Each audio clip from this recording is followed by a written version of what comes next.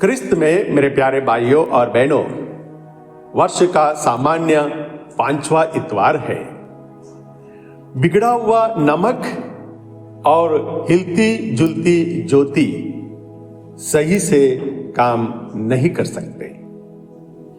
यीशु ने अपने शिष्यों से कहा, तुम पृथ्वी के नमक हो, तुम संसार की ज्योति हो।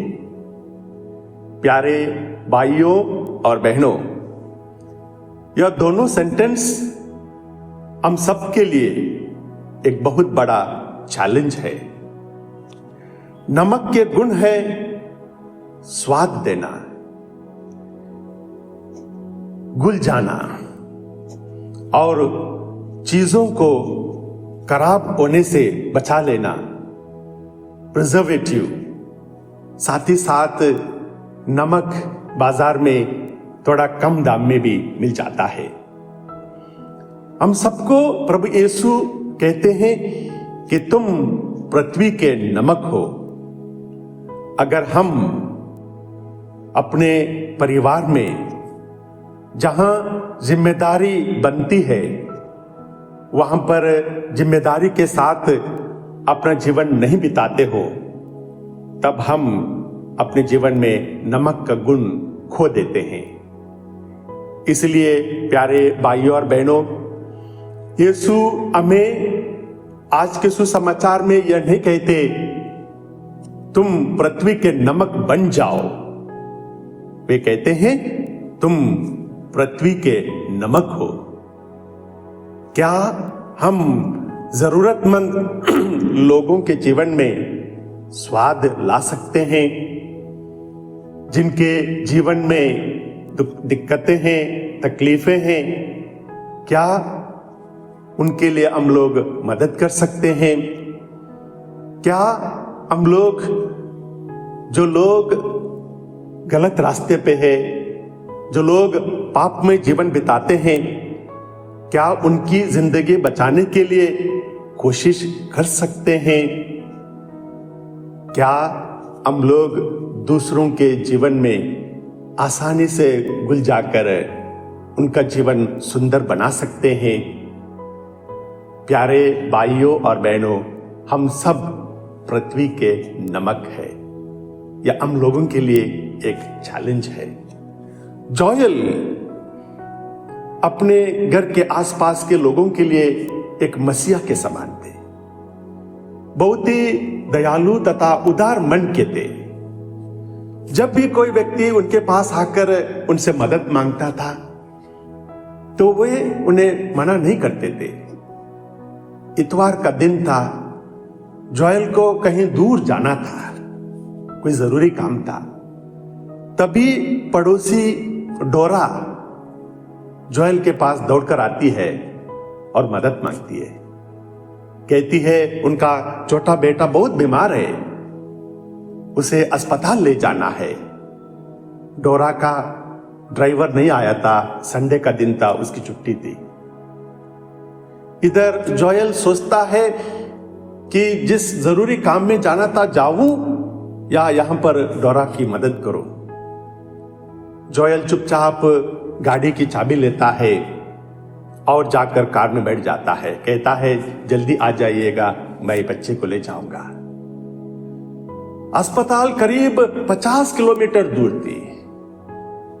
जब जोएल डोरा और उसके छोटे बच्चे को कार में बैठाकर ड्राइव करके जा रहा था, तीनों चुपचाप थे।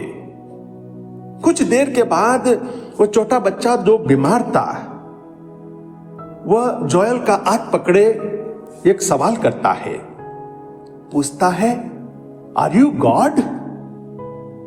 जोएल अचंभे में पड़ जाता है। कहता है, no, I am not God. तब वो बच्चा आगे पूछता है, I heard my mummy asking God for some way to get me to a doctor. If you are not God, do you work for him?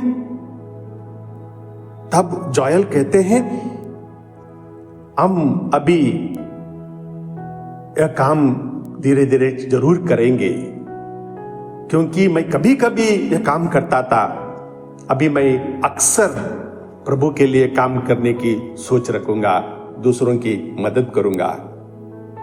प्यारे भाइयों और बहनों, हमने जरूरतमंदों को आखिरी बार कब मदद की थी?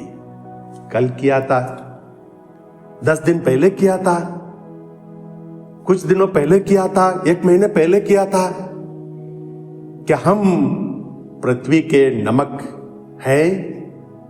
क्या हम पृथ्वी के नमक बन सकते हैं? क्या हम दूसरों के जीवन में स्वाद ला सकते हैं? महात्मा गांधी जी ने कहा था, If I had ever met someone who was a genuine Christian, I would have become one immediately. प्यारे भाइयों और बहनों, पृथ्वी का नमक बनकर जीवन बिताना उतना आसान नहीं है। प्रभु यीशु ने स्वयं हम सबके लिए रास्ता दिखाया है। वे लोगों के जीवन में स्वाद बनकर जिए हैं। उन्होंने 10 कोढ़ियों को चंगा किया है। कितने दुख तकलीफ में थे वो 10 कोढ़ी। दूर से ही प्रभु से मदद मांगते हैं और प्रभु यीशु तुरंत उनको चंगा कर देते हैं। अंधा बर्तिमेउस प्रभु को बार बार पुकारता है, दाऊद के पुत्र मुझ पर दया कीजिए। अब प्रभु उस अंधे को ठीक कर देते हैं। नाइन की वो विधवा कितने जोर जोर से रो रही थी क्योंकि उनका एक ही बेटा मर चुका था। प्रभु दया से द्रवित होते हैं और उस नाइन की विधवा को मदद करते हैं, उनके बेटे को जिलाते हैं। रक्तस्राव से पीड़ित वो औरत 12 साल से कितनी परेशान थी, प्रभु का पल्लू छू लेती है और ठीक हो जाती है। प्रभु मदद करते हैं। तमाम लोग प्यारे भाई और बहनों मदद के भूखे हैं। मदर तेरेसा ने हम सबके लिए एक एग्जाम्पल पेश किया है।